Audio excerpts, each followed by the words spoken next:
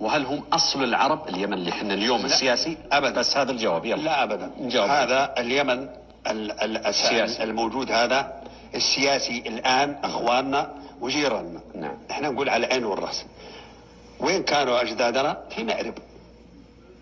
أجدادنا نعم. كانوا في مأرب، ومأرب جزء من 20 جزء في اليمن، جزء من 20 جزء. فكان يسكن شمال اليمن منطقة صعدة وما حول هذه إلى جهة حجة، كان يسكنها العبرانيين، وكان يسكن تهامة برمتها إلى صنعاء، ويدخل معها صنعاء والحديدة إلى المخ إلى كذا. الأحباش ولا يزالون هم أهلها إلى الآن إلى يومنا هذا. شايف موجودين مختلطين. اللي يقول لك هذا نقول له وقف. أنا رحت هناك واستضافني الأكوع رحمه الله قبل وفاته وأطلعني على أمور كثيرة وعرفتها. ثاني شيء أنك إذا مريت يعني الأحباش قبل العرب لا في هذاك المكان. طيب ومنين جاء أبرهة اللي بيهد الكعبة؟ ما جاء من اليمن؟ صحيح من اليمن. شايف. وثاني شيء أزيدك بالشعر بيت. تعال إذا تبغى تتأكد عن اليمن السياسي الحالي فروح الحبشة. تقول لي كيف؟ إذا رحت الحبشة وجدت اليمن هذا هو هنا، هو اللي هنا. حتى آثار كذا بالعربي آثار الجمهورية اليمنية هذه كلها بالحبشة. الآثار من أولها إلى آخرها اللي في صنعاء وفي كل أبوها كلها هنا. يعني تيجي في صنعاء فإذا هي موجودة. كله فن حبشي.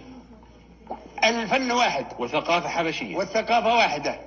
لا لكن من يقول انه سد مأرب هو الذي انفجر ثم انتشر ما العرب. أنا سد مأرب، لكن من كان فيه سبع وهو عربي سبع.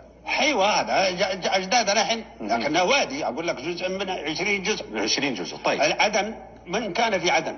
كان فيه الشرق، كان فيه الاندلس الهنود واندونيسيا وماليزيا وهذول كلهم. بس هذا قريب. بس انا اقول لا لا لا لا ولا من البدايه. ولو تروح الى هذا الحين تحصل الماركتيه موجوده باستثناء حضرموت المكلا وحضرموت. لا هذول عرب من قبائل مذحج رجعت من الجزيره العربيه واستقرت هناك.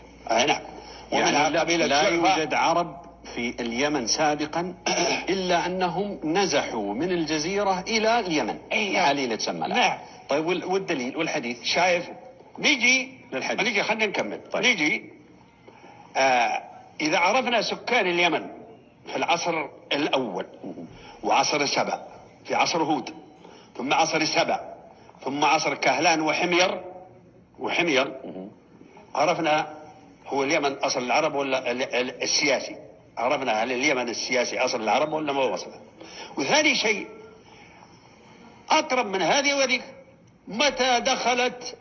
متى دخلوا أهل اليمن في الإسلام وجاءوا النبي صلى الله عليه وسلم، فإن ذلك الحكم أرسل لهم وبر ابن يخلص وعيوا لا يسمعون، وهو أول من بنى جامع صنعاء الغربي الآن هو وبر ابن يخلص، صحابي أرسله النبي، هو أول صحابي يرسل. ثم أرسل بعده معاذ فلم يستجبوا، فأرسل علي بن أبي طالب في سنة 8 فجاء بهمدان. تمام. طيب جو الباقيين انتظروهم قالوا والله ما نروح. فارسل علي في السنة 10 بعد فتح مكة مرة ثانية وروح بقوة وجبهم بالقوة. يعني ما هم أرق قلوب ولا لا رق هذا طال عمرك. ثاني شيء في أدلة تمنع هذا الكلام. طيب مثلا اليوم يقول لك الأزد أتاكم الأزد كالسحاب، هم الأزد في صنعاء ولا في صعدة؟ لا. طيب إذا نعود إلى الحديث. أنت ذكرت الحديث اللي هو أهل اليمن. أتاكم أهل اليمن. طيب فسر لي هذا. اليمن يبدأ من ركن الكعبة كمصطلح. نعم. إلى المخ أو إلى جنوب المخ أو إلى باب المندب، ما في مشكلة. أصل وش معنات يمن؟ يمين. أول شيء لازم نعرف لا هي الأرض الخضراء المكسوة جبالها بالخضرة من الجمال، فهي هذا من اليمن والسعادة، فسموا. ولذلك يقولون اليمن السياسي الآن هذا اليمن السعيد. اليمن السعيد. ليش؟ علشان أرضه خضراء. أي نعم. لكن إحنا الحين علشان نعرف، هم أتاكم أهل اليمن أرقوا قلوبا من هم؟ وآليا. نعم.